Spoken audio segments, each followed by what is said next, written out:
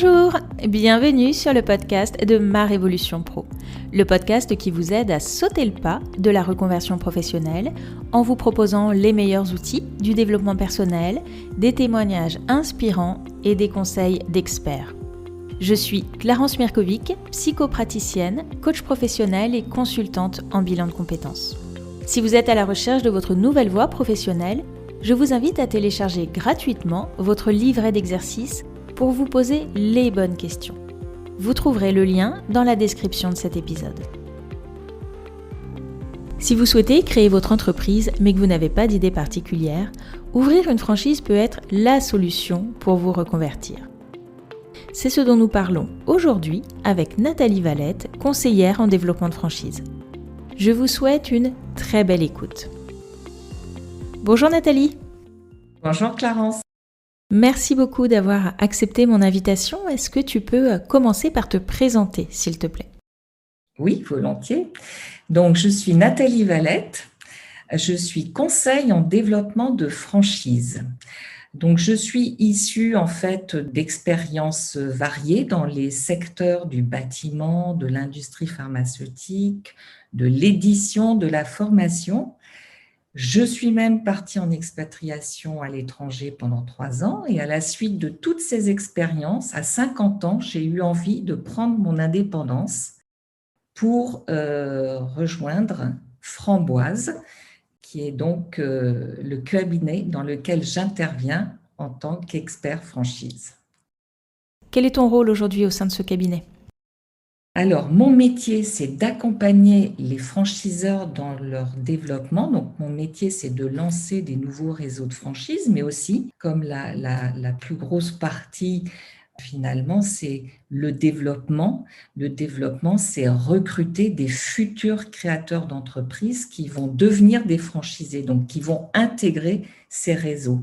Donc, c'est vraiment mon métier à 80%. Et aussi un petit peu de formation et d'accompagnement. Alors, qu'est-ce qu'une franchise, précisément ? Alors, la franchise, c'est une relation d'affaires contractuelle entre un franchisé et un franchiseur. Donc, en fait, c'est le franchiseur qui va concéder le droit d'utiliser sa marque, son enseigne, à un franchisé, donc une entreprise indépendante. Moyennant quoi, il va lui transmettre aussi toutes ses méthodes, son savoir-faire, en échange d'un droit d'entrée, ou pas d'ailleurs, parce que quelquefois il n'y en a pas, et une rémunération sous forme de royalties pendant une durée déterminée qui est indiquée donc dans un contrat. Quelles sont les franchises les plus connues aujourd'hui sur le marché français ?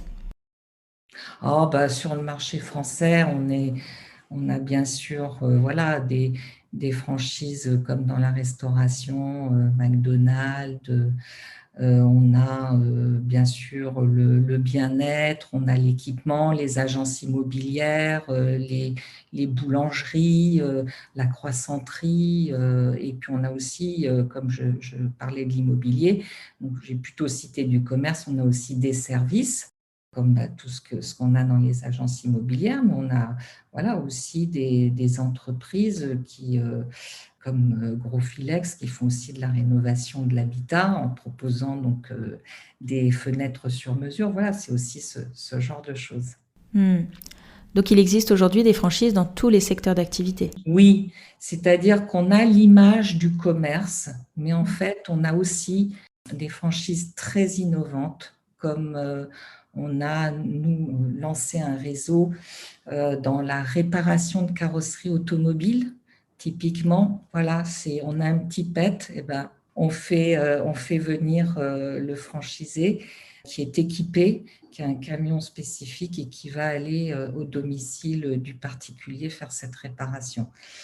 On a aussi des réseaux qui sont dans des activités multiservices, comme tout ce qui est remplacement de piles de montres, changement de bracelet montre, réparation de smartphones. Et ce sont des modèles implantés uniquement des points de vente dans les galeries commerciales. donc avec un modèle économique spécifique, puisqu'on va bénéficier de l'attractivité de l'hypermarché et du flux de consommateurs pour capter de la clientèle. Alors, quels sont les avantages justement aujourd'hui à ouvrir une franchise? Les avantages, il y en a plein. D'abord, en fait, on n'a pas forcément une idée quand on veut créer son entreprise. La franchise vous offre des modèles, des concepts déjà éprouvés, donc des projets clés en main, on va dire. Donc, ça va vous faire gagner du temps puisque vous allez pouvoir donc utiliser une marque, la notoriété de cette marque, les outils mis à votre disposition, et que ce soit les outils marketing ou les méthodes de gestion, la logistique, mais également vous allez être formé au métier. Donc ça, c'est très important, la formation et puis l'accompagnement derrière, ne serait-ce qu'à l'initiative du projet et puis ensuite tout au long de la durée du contrat. Une chose aussi importante, c'est que vous allez limiter les risques d'échec. Ça, ce sont des statistiques qui montrent que quand on est accompagné, quand on démarre une activité entrepreneuriale et qu'on est accompagné, ce qui est le cas de la franchise, eh bien, on a moins d'échecs. Moins, ça veut quand même dire que ça reste possible? Oui, ça reste possible parce que il peut y avoir des erreurs de casting et puis il peut y avoir des erreurs de gestion, même si on fait tout pour que ça ne se passe pas. Après, il faut aussi savoir gérer son commerce ou son entreprise parce que le franchisé reste quelqu'un d'indépendant. Hein. Il est indépendant juridiquement, c'est sa société, c'est son propre business. Alors, il utilise la marque et la notoriété d'une enseigne, mais il reste aux commandes de son point de vente ou de son entreprise. Quels sont les inconvénients à choisir ce modèle? Alors, en fait, les inconvénients, ça pourrait être de ne pas respecter le cadre. Alors, on va respecter un cadre pour bien faire son métier de franchisé, pour développer son business, mais à l'inverse, il ne va pas falloir sortir de ce cadre, parce que si on sort de ce cadre, on ne va plus appliquer la méthode ou le concept comme il se doit. Et donc, on peut dévier et justement ne pas progresser comme on pourrait le faire. Donc, il faut rester dans le cadre et quelqu'un qui veut faire, qui a d'autres idées ou qui se dit non, ça ne marche pas comme ça et qui va aller mettre en place d'autres idées ou ne pas respecter le modèle peut être en échec après. L'inconvénient aussi, ça peut être, après c'est aussi ce pourquoi on rentre en franchise, hein, c'est de se servir de la centrale de référencement, mais c'est être obligé d'acheter les produits du franchiseur. Donc là, c'est pareil, ne pas pouvoir sortir d'un cadre précis. Et puis, dernière chose, c'est que on paye des droits d'entrée en général quand on intègre un réseau. Et ensuite, on paye des royalties tout au long du contrat. Clairement, il y a cette compensation financière, mais qui fait qu'au départ, comme on a gagné du temps et qu'on va appliquer un modèle qui marche, ça se compense par ce fait-là. Et puis, les royalties, c'est aussi parce que forcément, le concept, il va évoluer, les outils vont évoluer et il faut aussi qu'il y ait un certain financement pour que ça puisse être le cas. C'est ça, il y a moins de marge de manœuvre, mais il y a plus de sécurité financière, c'est ça? Voilà. Quelles sont les conditions à réunir pour ouvrir une franchise? Déjà, il faut choisir son projet. En fonction bien sûr de ses compétences, mais il faut quand même que le profil soit adapté et que le projet convienne. Hein, c'est gagnant-gagnant, c'est dans les deux sens. Après, les conditions, bien sûr, il y aura des conditions financières, mais ça, tout va dépendre du projet. C'est pour ça que je commence par le projet, Parce qu'en fonction du projet, ça peut être tout à fait un commerce où on aura besoin d'un local, ça peut être une entreprise dans le bâtiment où on aura besoin d'un entrepôt, ça peut être voilà, une agence immobilière qui se fait à domicile. Voilà. Donc, en fonction de cela, on va avoir différents éléments, donc, comme le local, on va peut-être avoir besoin d'équipements particuliers, d'une formation particulière. Si je vois par exemple dans le secteur du funéraire, on ne peut pas ouvrir une agence de pompes funèbres si on n'a pas fait la formation agréée de ce secteur. Donc, après cela, en fonction du projet, on aura tous ces éléments et ça va nous permettre d'avoir un investissement global qui va nous déterminer de quel apport financier on aura besoin. En général, les banques demandent un tiers de la somme totale, enfin de l'investissement total. Alors, tu parlais justement du projet. Comment bien le choisir? D'autant plus qu'on disait au début qu'il y a aujourd'hui une multitude de franchises qui existent sur le marché. Donc, comment bien choisir son projet? D'abord, ça dépend de son envie. Qu'est-ce qu'on a envie de faire? Voilà, parce que ça va être notre entreprise. Quand on a envie, quand on aime, eh bien, on ne compte pas son temps. Et c'est ce qu'il faut au départ, c'est bien choisir son projet, donc en fonction peut-être de ses compétences passées, acquises dans le passé, mais voilà, ça peut être aussi, j'ai envie de travailler, de changer complètement de secteur d'activité. Voilà, j'ai été commerciale, je veux vendre des chocolats, ou voilà, j'étais assistante commerciale, eh bien, je veux faire de l'horlogerie. Donc, c'est ça qu'on va regarder, c'est quelles sont en fait les appétences de la personne. Est-ce qu'elle a des appétences techniques? Voilà, j'ai envie de faire du manuel maintenant, donc l'horlogerie, ça peut très bien correspondre, ou d'autres activités. Est-ce que j'ai envie d'être seule dans mon business? Voilà, je peux être agent immobilier sans avoir d'employés autour de moi, ou au contraire, est-ce que j'ai envie de manager une équipe?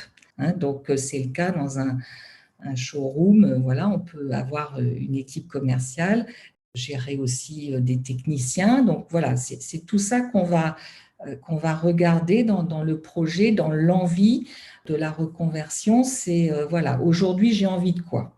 Quels sont les secteurs d'activité qui m'intéressent? Est-ce que c'est de l'alimentaire? Est-ce que c'est de l'habitat? Est-ce que c'est du bien-être? C'est ça qu'il faut regarder. Et puis, en fonction de ça, après, on étudie certains projets qui peuvent correspondre et puis on fait les présentations des concepts. Donc là, on va un petit peu plus dans le détail. Et puis, je dirais que l'aspect financier, en général, on arrive toujours à se débrouiller. Faut surtout, voilà, au démarrage, alors sauf si c'est vraiment voilà, des très gros investissements, mais aujourd'hui, voilà, en France, on a quand même beaucoup d'aides. Et aujourd'hui, ce qui est important, c'est voilà, d'avoir l'envie du projet, comment je veux travailler, quelle est ma vision. Voilà, je veux peut-être faire un commerce durable. Il y a des épiceries aussi en vrac. Voilà, c'est aussi dans l'air du temps. Et puis ensuite, c'est trouver les concepts qui correspondent à ça, voir un peu la concurrence, étudier plusieurs concepts et les rencontrer. Est-ce que c'est possible aujourd'hui d'ouvrir une franchise avec zéro apport?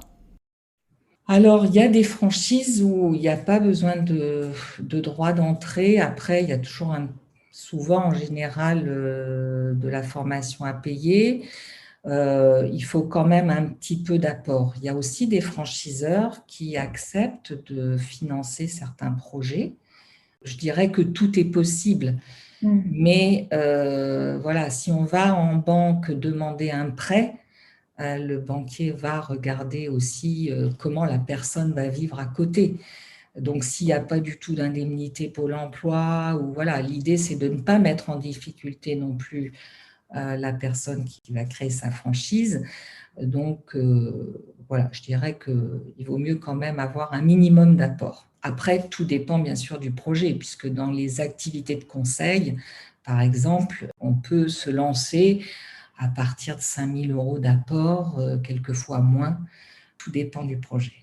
Donc là, on parlait du choix que le franchisé avait à faire, mais comment ça se passe du côté du franchiseur? Est-ce que lui aussi a un droit de regard? Est-ce qu'il y a un examen de passage pour les franchisés? Voilà, comment ça se passe?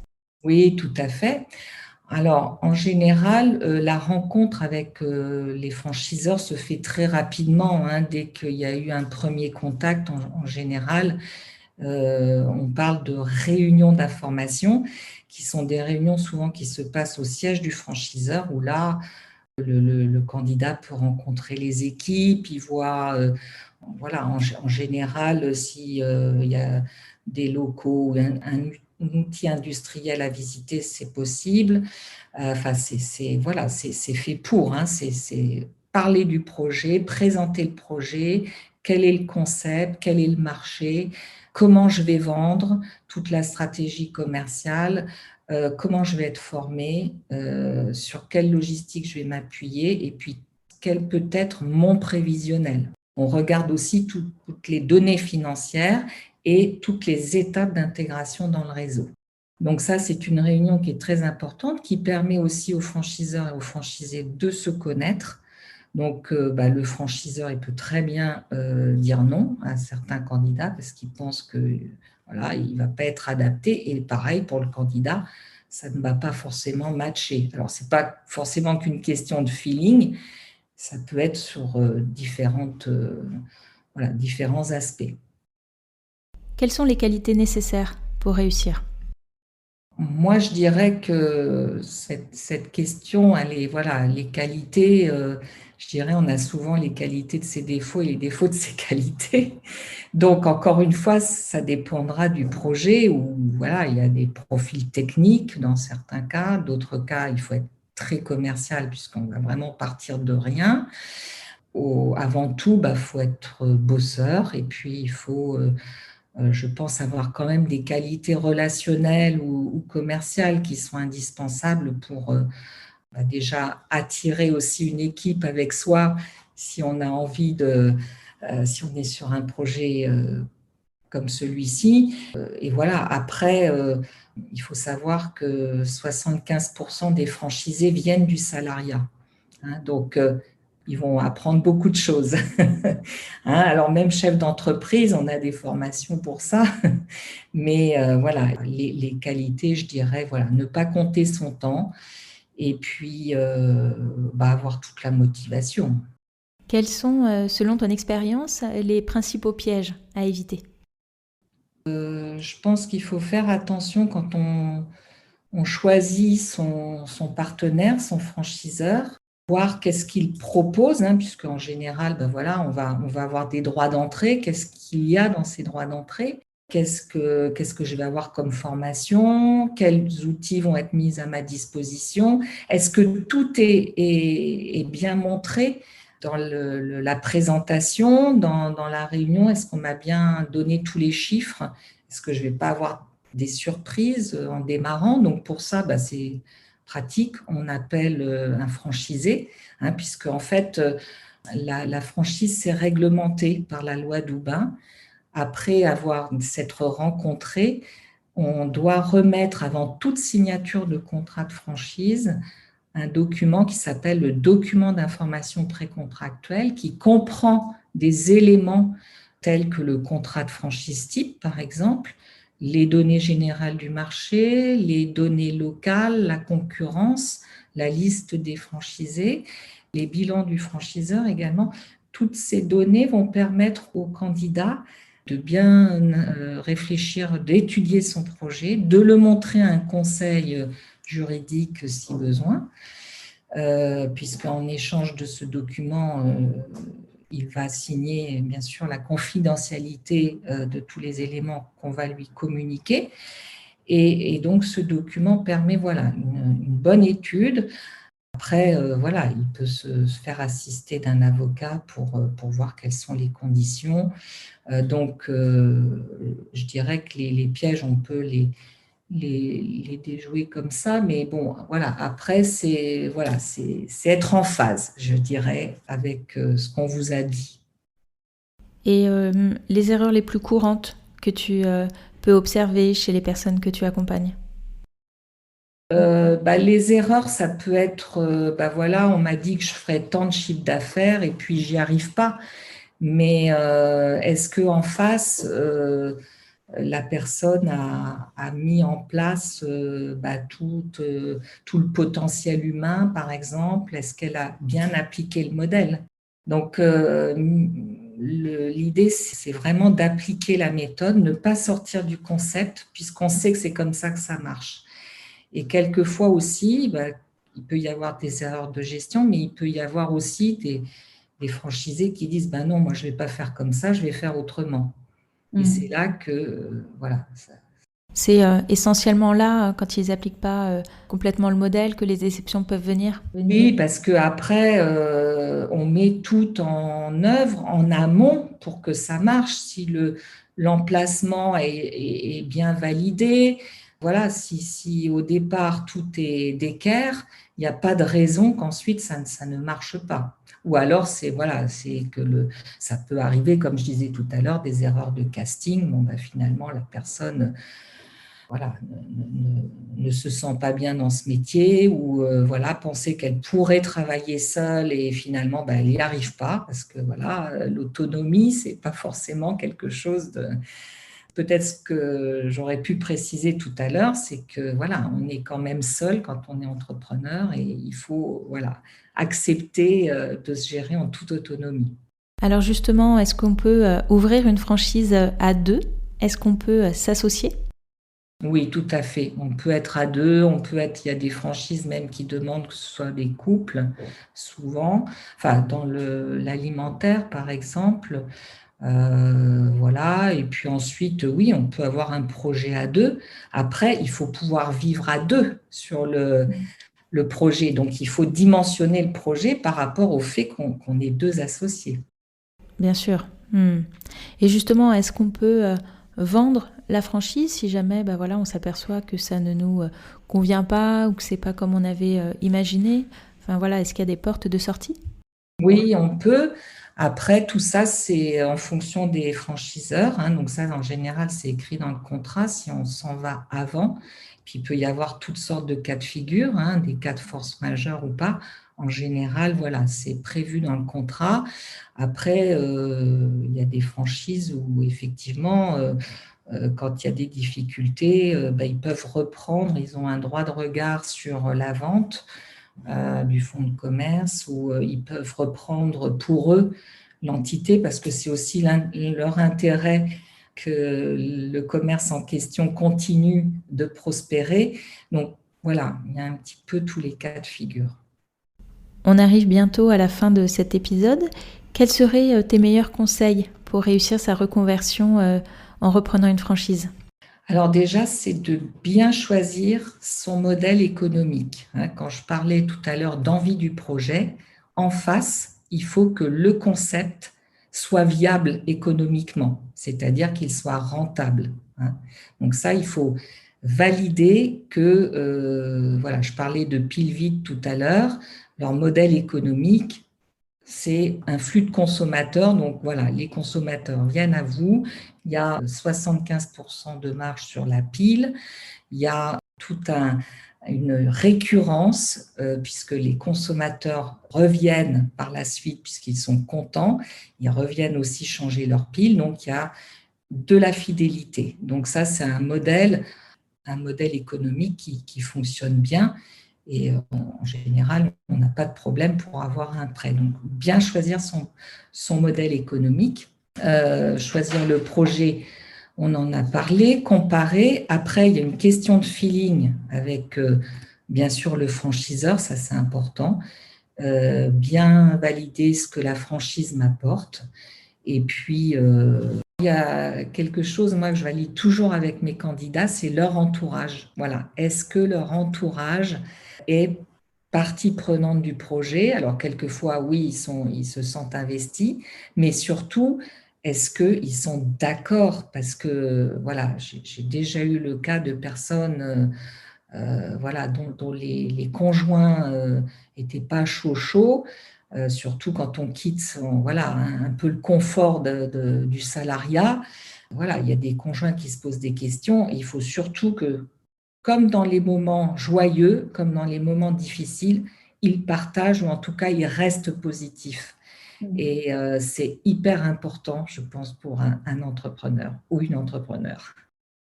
Est-ce que justement tu as des ressources à nous conseiller si on souhaite s'intéresser à ce domaine-là? Oui, alors vous avez bien sûr voilà, il y a pas mal de choses. Déjà en franchise, on communique sur ce qu'on appelle les sites annuaires de franchise. C'est-à-dire que si on tape franchise Growfilex, on va tomber sur ces sites annuaires qui recensent à peu près tous les franchiseurs. Donc souvent, c'est classé par domaine d'activité.